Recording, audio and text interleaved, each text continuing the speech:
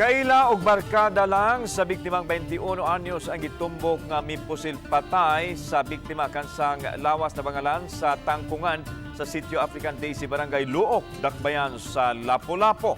Ano ang report?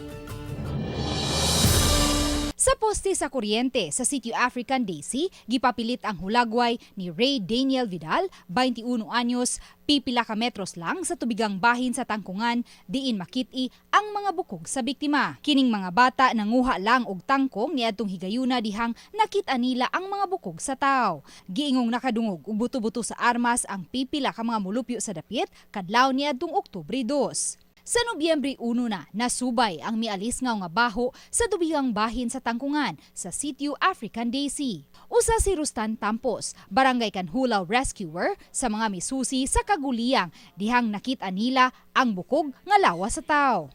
Di na maklaro ang law. Dili na. Bukog na gito. Ang bukton wala na. Matod ni Eva Vidal, inahan sa biktima nga nagtrabaho isip dishwasher sa usa ka kompanya sa Mactan Export Processing Zone ang biktima.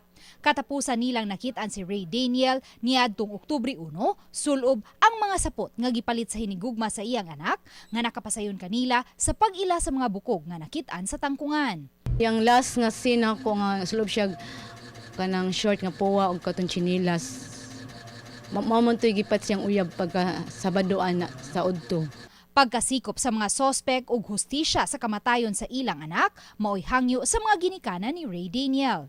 Nakadungga mo na sa apartmangga tong itong tuiga nga disco ya. Kuan na sila. Pero amigo na sila. Amigo na sila, barkada na sila. Ito ko lang ng kuan ba nga.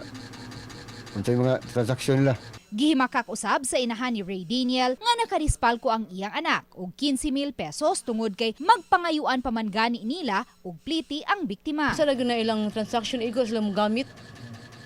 Ana ba? Ilan na storya?